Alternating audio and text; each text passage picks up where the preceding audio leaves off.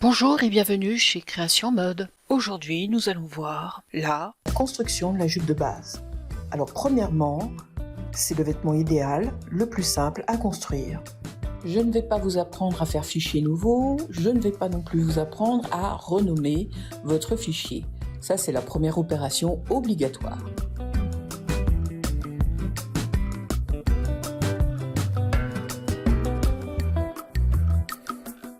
Comme toute construction de vêtements, on démarre par un rectangle.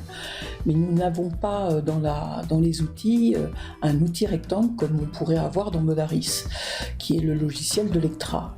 Donc là, nous allons devoir passer par les divers outils et nous débrouiller à construire un rectangle de la mesure de la jupe. Avant, je vais bien évidemment chercher mon tableau de mesure, le charger. Là, j'ai un tableau de multitaille, je fais ouvrir. Voilà, donc là maintenant, j'ai mes tailles de chargé. Je vais vous afficher en aparté les mesures dont vous allez avoir besoin pour construire votre jupe. Elles sont pas nombreuses, vous avez besoin d'un tour de taille, d'un tour de bassin.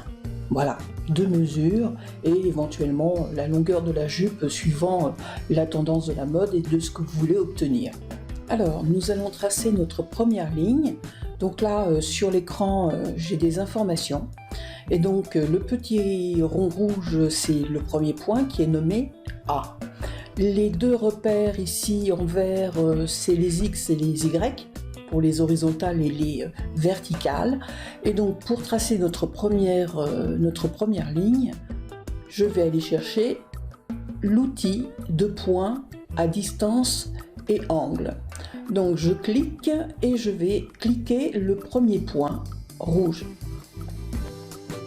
Puis je reclique.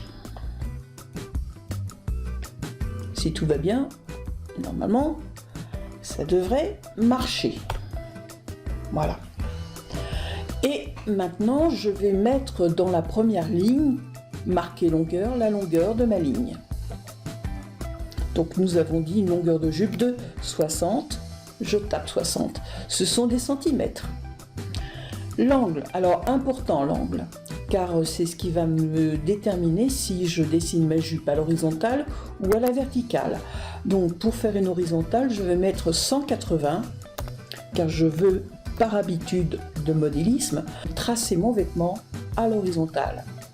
Et je fais appliquer. Donc là, j'ai effectivement ma ligne qui s'est dessinée. Pour visualiser l'ensemble de cette ligne, je vais valider par la touche OK. Puis je vais faire un zoom optimal.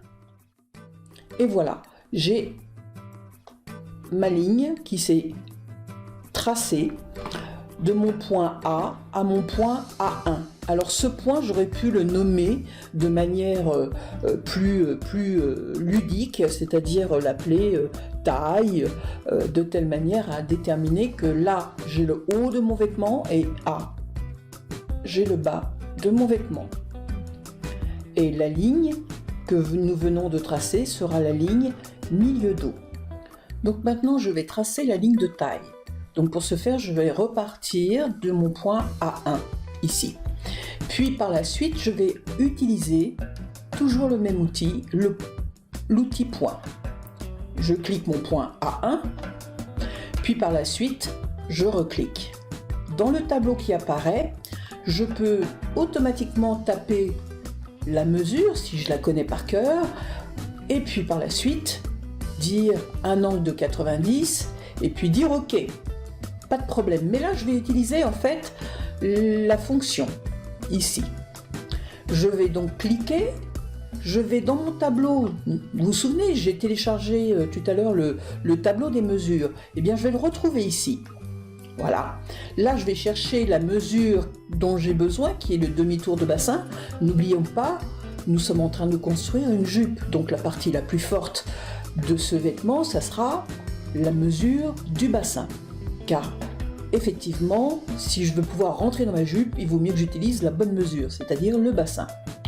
Donc je clique, je vais avant enlever la mesure dans la barre de formule. Je vais cliquer 2 fois, la mesure s'affiche. Je vais rajouter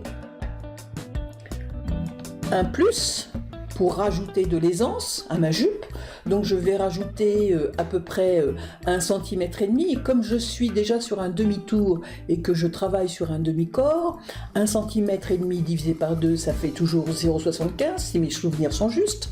Donc je fais 0,75 comme ceci. Puis après je valide par OK. Puis je pose toujours un angle à 90 degrés et je fais appliquer. Voilà. J'ai tracé mon angle à 90 degrés et ma ligne de taille. Bien, maintenant je vais créer ma ligne milieu devant. Donc pour ce faire, je vais devoir créer ce qu'on appelle une parallèle à ma ligne A1A. Donc je vais pour ce faire aller chercher un outil qui est vachement bien, qui va créer en fait 90 degrés.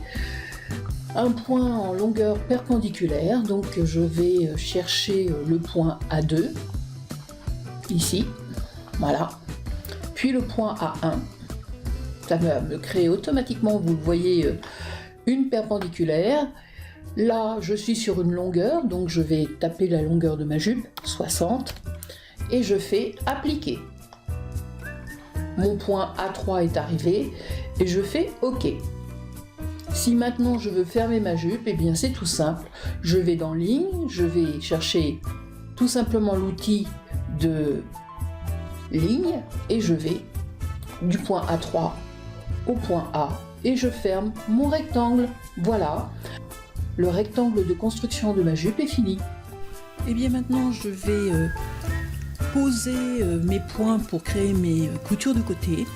Donc je vais devoir décaler ces points vers le dos de telle manière à ne pas voir la couture de côté car vue de face il n'y a rien de plus laid. Donc pour ce faire je vais utiliser la fonction point à mi-distance entre 2 points. Puis je vais cliquer du point A1 au point A2 de telle manière à effectuer ma division. Dans le tableau qui apparaît, je vais rien avoir à faire, ou presque, juste appliquer, puis par la suite, je vais mettre ma formule entre parenthèses et faire -1 pour que ce point se décale vers le dos. Là, vous allez voir, je vais cliquer sur le bouton appliquer et le point va se décaler. Et voilà, nous avons un point qui s'est décalé, il ne me reste plus qu'à recommencer cette opération. Du point A au point A3, et comme ça j'aurai 2 points pour tracer ma ligne de couture de côté.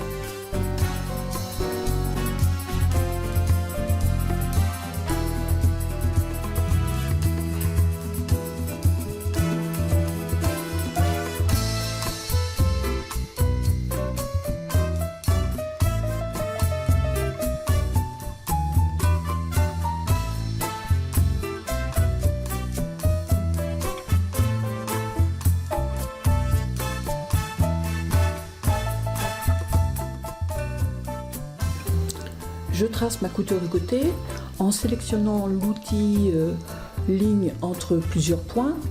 Puis, comme je l'ai fait tout à l'heure, je vais cliquer du point A4 au point A5 pour tracer cette ligne de couture de côté, qui sera qu'une ligne de construction puisque par la suite nous verrons dans un autre cours comment créer le galbe de côté puis les pinces de cintrage. Tout ça, ce sont des calculs qui nous amèneront à la finition et à la création des pièces patrons et des coutures. Et je viens de m'apercevoir que j'ai fait une bêtise, donc je vais vous montrer comment je fais cette correction. C'est très simple et après tout ça arrive à tout le monde de se tromper et je suis sûre que ça va vous arriver à vous aussi.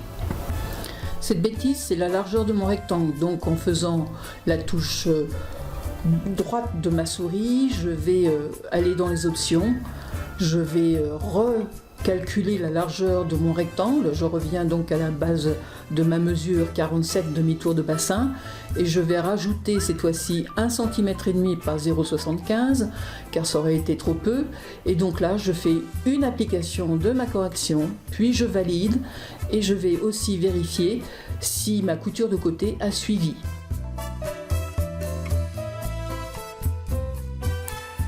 Eh bien, je suis ravie d'avoir fait avec vous cette petite formation. N'oubliez pas de vous abonner à ma chaîne, de cliquer sur la petite cloche pour être averti des prochaines sessions de formation de ma chaîne. Et n'oubliez pas, un petit pouce bleu, ça fait toujours plaisir.